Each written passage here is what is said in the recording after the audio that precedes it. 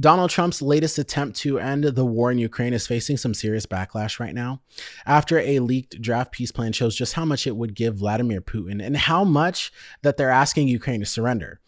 According to a draft obtained by the Associated Press, the proposal would formally hand all of eastern Donbass to Russia, even though Ukraine still controls about 14% of that region.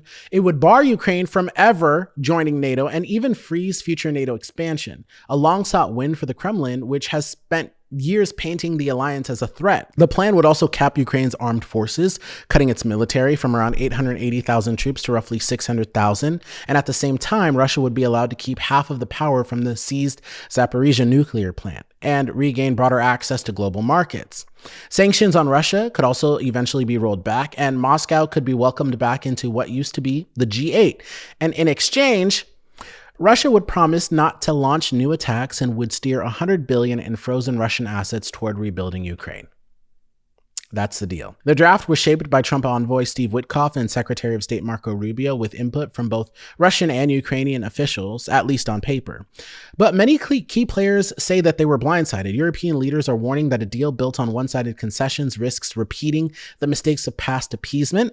Nebraska Republican Representative Don Bacon, an Air Force veteran, has already called the plan unacceptable and compared it to the 1938 Munich Agreement that let Nazi Germany swallow parts of Czechoslovakia. Ukraine, for its part, is walking a tightrope. President Vladimir Zelenskyy has said his team is ready to work on a peace framework, but Ukrainian officials have laid down clear red lines. No recognition of Russian control over occupied territory, no outside veto power over Ukraine's future alliances, and no limits on its right to self-defense. Ceding land is also illegal under Ukraine's constitution, which makes any formal handover of Donbass not just politically toxic, but potentially unconstitutional.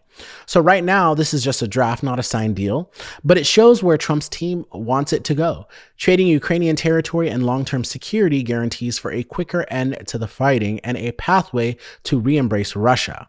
For Ukrainians on the front lines and for European governments that have spent years warning about Putin's ambitions, that is a version of peace that could leave them more vulnerable, not less.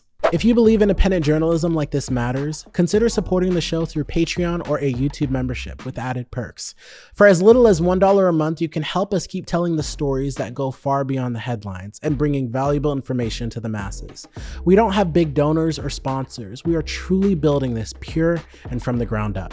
If you've gotten something out of these videos, please consider becoming a supporter today and be sure to follow the show so that you don't miss any new updates.